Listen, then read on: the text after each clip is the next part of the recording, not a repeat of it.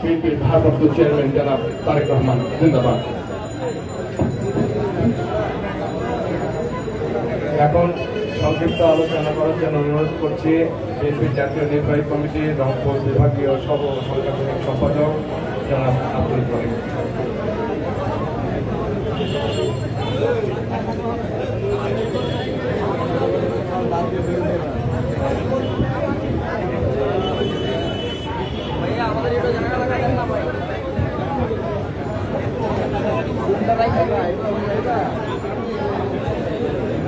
বিসমিল্লাহির রহমানির রহিম।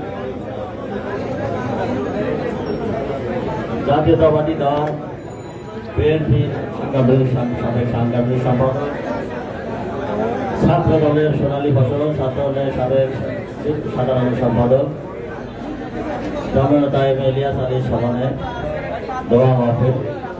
আজকের এই দোয়া মাহফিল প্রধান অতিথি আমাদের মধ্যে সভাপতিত্ব করছেন জনাব ইলিয়াস আলীর একজন সহযোদ্ধা, ঢাকা কলেজের সাবেক ভিপি, স্বেচ্ছাসেবক দলের সাবেক সাধারণ সম্পাদক, সদর পরিষদ বিএনপির সম্পাদক হোসেন সবু আমাদের মাঝে উপস্থিত।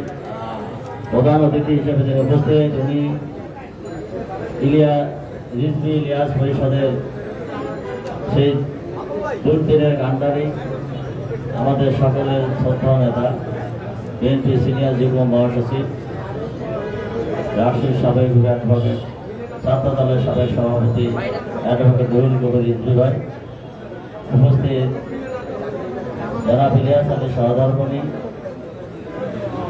বিএনপি চেয়ারপারসনের সম্মানিত উপদেষ্টা মণ্ডলের সদস্য সৌজভাবে লুনাভাবে উপস্থিত বিএনপি জাতীয় নির্বাহী কমিটির যুগ্ম মহাসচিববৃন্দ, সম্পাদক মণ্ডলী এবং সদস্যবৃন্দ, বিভিন্ন অঙ্গ সহযোগী সংগঠনের নেতৃবৃন্দ, উপস্থিত ভাইরা, আসসালামু আলাইকুম।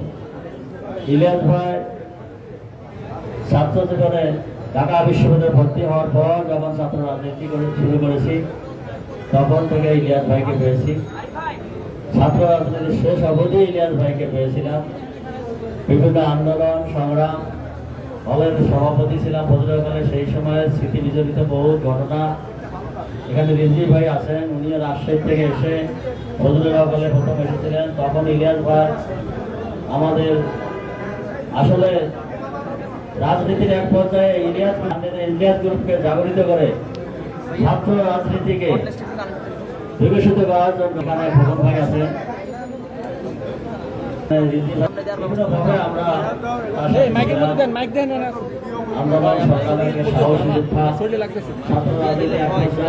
আমাদের হলে এসেছিলেন, নেতৃত্ব দিয়েছিলেন, সাহসের সাথে আমাদেরকে রাস্তায় আন্দোলন করার জন্য অনুপ্রাণিত করেছিলেন।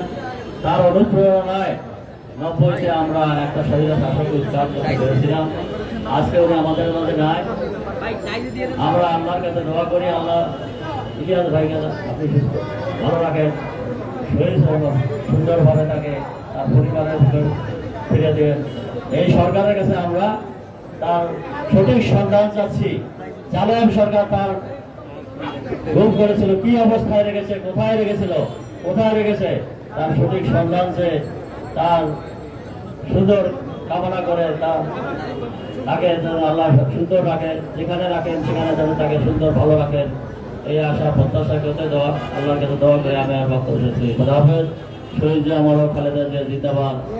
বাংলাদেশে আগামী দিনে এক চিন্তা আলোকে যে দেশ পরিচালনা করে আমাদের ভারত তারেক রহমান জিন্দাবাদ। আসসালামু আলাইকুম।